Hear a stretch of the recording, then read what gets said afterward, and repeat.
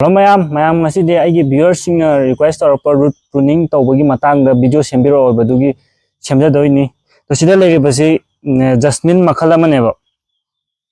si hojik mapom poma lei satkadaba matamneba adu maraji khara yambadagi kano se lei ji satpa ngamdaba itare adu hojik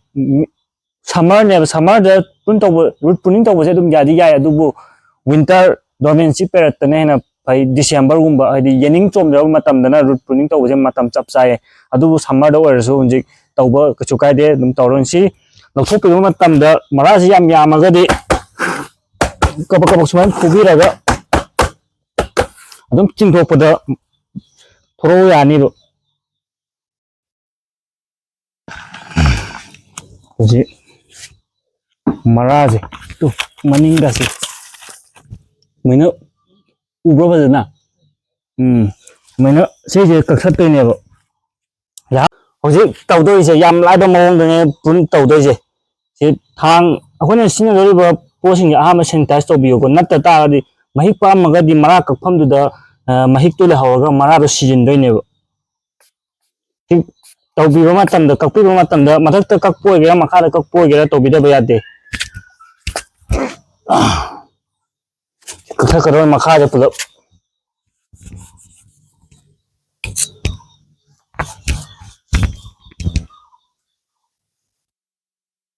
yambi yamba natte do tazu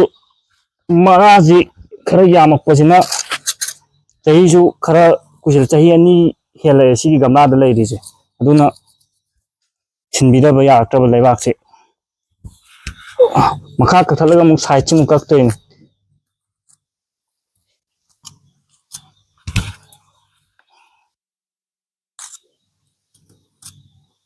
akhona sigi root prun tawga matungda nungsa di thambiganu direct nungsa da urumda yamjabada hafta ani hafta amadi thambigadaune aduga root prun tawga matungda akhoi manajing nangsil hangapan changaga kelakpa yawba khoppa tawragasu adu kasu pakhatpiganu adum yening anauba adum chomakani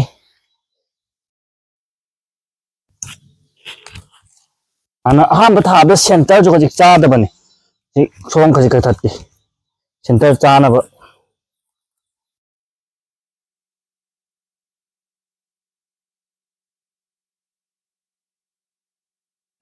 sore dum cheje chahi gamla ji pi agadi chahi ani ni da dum sinbiba kachu kaide sumaina sigi root prun tawbi kanabaje akogi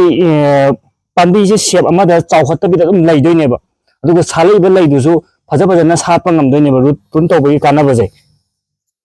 akogi maraje ari ba leibasina nutrient adi machinjak sumdeba nauna macha macha anauba chumisina machinjak se sumdoineba aduna root prun tawbase aduki matik kanai makhada lebakta thabasu dum tawba yai ji kakpa loisile adum yam laibani sumaina dum kakpiraga makha hana kakthalaga dum matai lauthoga dum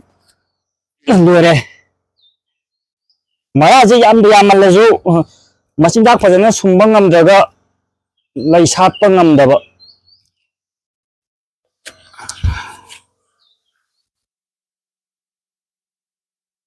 se loibaga kawidabje nungsadadi direct thambiganu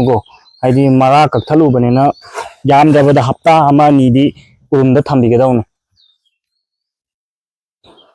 akoi hunji lebak hapsin baloisile adu lebak se hapa matamda hanagi lebak leibase dum video namga haijane sire mathakta hena hapsin biganu habai magi mara thopangi area sai bo happa matamda cholaga di pambi je na abaneba natro daga de sibo sibane loibaga ising chai badi kawbiganu jingi chai gi bai ising dina dum hafta ama khara helakanda habi jengbiraga chaiba yarani aro thambari roomda lebak phai phate baje to ising ge dum jara jara phajana chatlije ising tunga leiradi muksu pamije phaba ngamoidoineba masigi di matang saida losin jarage matung taba adum update tawjarake